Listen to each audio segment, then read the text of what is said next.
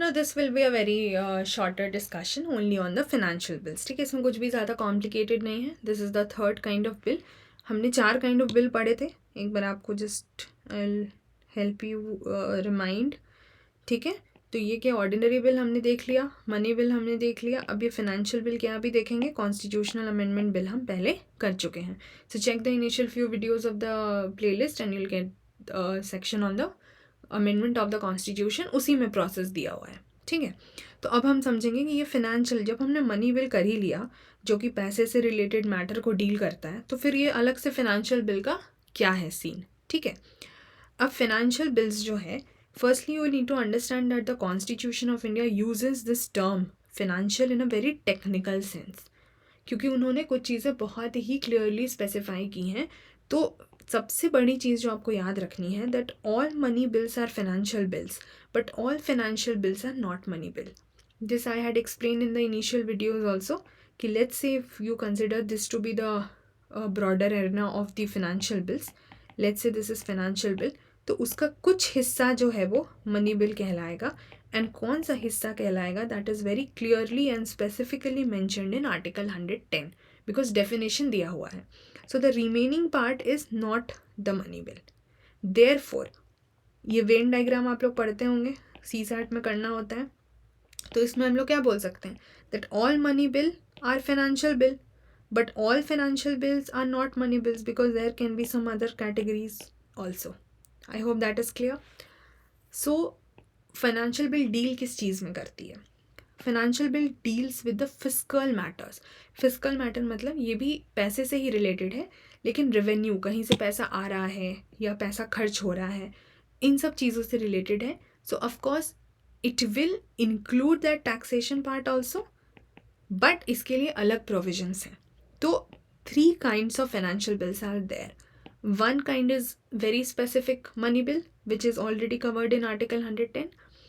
Another is Article 117. तो 2 article deal करता है. एक तो मनी बिल हो गया और ये फाइनेंशियल बिल्स हो गया, आर्टिकल 117. बट उस 17 में भी देर आर 2 क्लॉजेज ना. जैसे आर्टिकल 117 क्लॉज 1 में अलग चीज़ है, वो फाइनेंशियल बिल्स कैटेगरी 1 कहलाएगा. एंड आर्टिकल 117 क्लॉज 3 वाला financial bill clause 2 sorry type 2 कहलाएगा. ठीक है, कैटेगरी 2 कहलाएगा. तो अगर हम देखें कॉन्स्टिट्यूशन को, so see this is article 17 special provisions as to financial bill. तो इसमें क्लॉज 1 ये हो गया जिसको हमने कैटेगरी 1 बोला, और क्लॉज 3 जो है वो आपका कैटेगरी 2 हो गया. ठीक है, अब इनमें कंटेंट क्या है इस पे हम बाद में आएंगे. First will see the notes so that it's easier for you. तो फाइनेंशियल बिल्स कैटेगरी 1 दोनों ही आर्टिकल 117 में है. ये भी 17 में है और ये भी 17 में है. It's just that the clause are different. अब ये क्या कहता है, फाइनेंशियल बिल कैटेगरी 1 कहता है दैट आर्टिकल 110 के जो भी मैटर्स थे, यानी मनी बिल्स के जो मैटर थे, and other matters of general legislation, ये सब कुछ इसमें काउंट हो जाएगा. अब इसके लिए हमने अलग से बना ही दिया है, लेकिन काउंट तो होगा, फाइनेंशियल बिल तो है ही वो भी. तो आर्टिकल 110 के matters and any other matter of general legislation. What does that mean. Law for example there is a bill which is containing a clause जो कि है तो बोरोइंग से रिलेटेड. ठीक है, विच मीन्स बोरोइंग के किसी भी इनडायरेक्ट एस्पेक्ट को वो क्लॉज कवर करती है. तो है तो पैसे से रिलेटेड, लेकिन it is not exclusively dealing with borrowing. उसमें कोई एक्सक्लूसिव प्रोसीजर नहीं है. कुछ क्लॉज है जो इनडायरेक्टली मान लीजिए डील करेगी. तो है तो मैटर उसमें, लेकिन एक्सक्लूसिव नहीं है. तो उस तरीके के जनरल लेजिस्लेशन को भी हम फाइनेंशियल बिल के कैटेगरी में डाल देंगे. Okay, what is the similarity of such category with the money bill, that both can be introduced only in Lok Sabha. ये तो हमने मनी बिल में देख ही लिया था that it can be introduced only in Lok Sabha. तो financial bill category 1 can also be introduced only in Lok Sabha, and both this category and money bill can be introduced only on the recommendation of president. वैसे भी article 110 इसमें included है, तो ये आपको समझ आ ही जाएगा. ठीक है, बट द लेजिस्लेटिव प्रोसेस जो होगा that will be similar to the ordinary bill. Process मतलब जो 5 स्टेजेस का हमने देखा था. कि वन आफ्टर द अदर कैसे कैसे पास होना है, कहाँ डिस्कशन होगा, क्या होगा, ऑल ऑफ दैट, तो वो फिर ऑर्डिनरी बिल से सेम होगा। ठीक है, अब एक बार देखते हैं क्लॉज 1 क्या कहता है। A bill or amendment making provision for any of the matters specified in sub clauses A to F of clause 1 of article 110।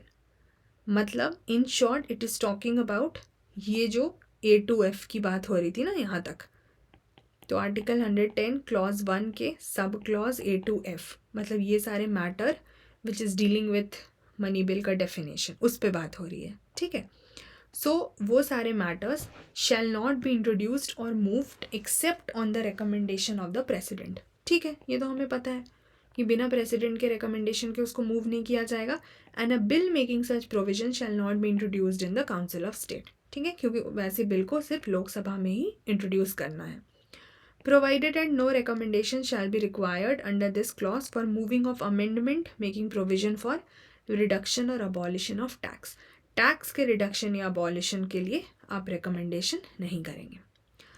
Second clause कहता है a bill or amendment shall not be deemed to make any provision for any of the matters aforesaid, यानी इन matters को by reason that ये fine, license fee, penalty और local tax की authority को deal कर रहा है, द सेम थिंग।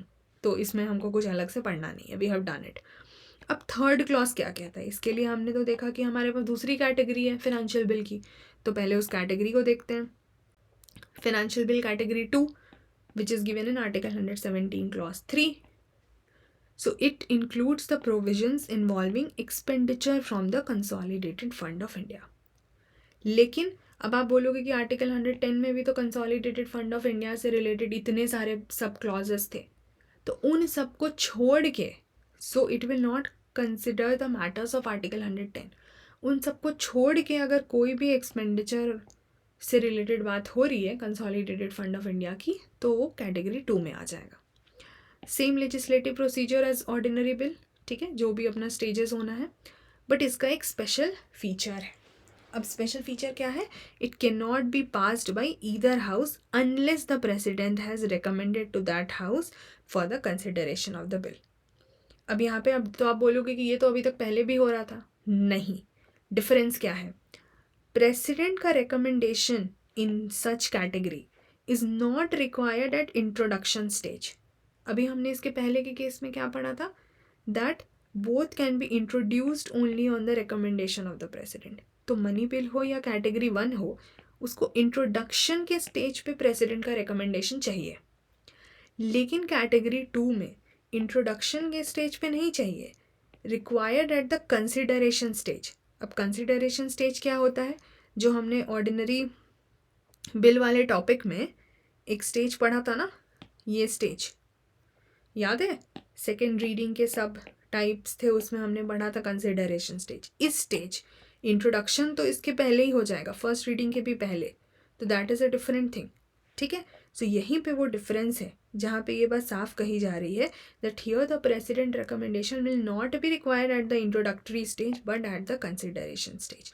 तो उसी चीज़ को लिखा हुआ है that it will not be passed by either house unless the president has recommended to that house the consideration of the bill. वो कंसिडरेशन स्टेज पे जब प्रेसिडेंट रेकमेंड करेंगे तभी वो आगे जाके पास होगा। ठीक है, तो ये डिफरेंस आपको याद रखना है, बाकी तो चीज़ें सेम ही हैं। तो एक बार जल्दी कॉन्स्टिट्यूशन का थर्ड क्लॉज ये जो है आर्टिकल का देख लेते हैं। अ bill which if enacted and brought into operation would involve expenditure from consolidated fund. ठीक है, and will not be passed by either house unless the president has recommended to that house the consideration of the bill. The same thing is what we have written. I hope now you are clear with this article also. तो हमने ये कर लिया है और हमने ascent to bills कर लिया है, हमने मनी बिल के स्पेशल प्रोसीजर एंड डेफिनेशन कर लिया है, because I am doing it from different places you know based on the topic. तो ये जो है लेजिस्लेटिव प्रोसीजर हमने अभी शुरू किया है, अब ये हम दूसरे चैप्टर में करेंगे जब हम जॉइंट सिटिंग और लैप्सिंग ऑफ बिल पे बात करेंगे। ठीक है, फिर ये सब जो और टॉपिक्स हैं लाइक बजट और वो सब सेपरेट टॉपिक्स में आ जाएगा। फिलहाल we have done this. Okay, so we are now done with the financial bill also, and as I told you constitutional amendment हमने अलग से करा हुआ है. So now we have covered the 4 categories of bill in detail. ठीक है. So in the coming videos will continue with the legislative procedure का other segments. So see you guys. Bye bye. Take care.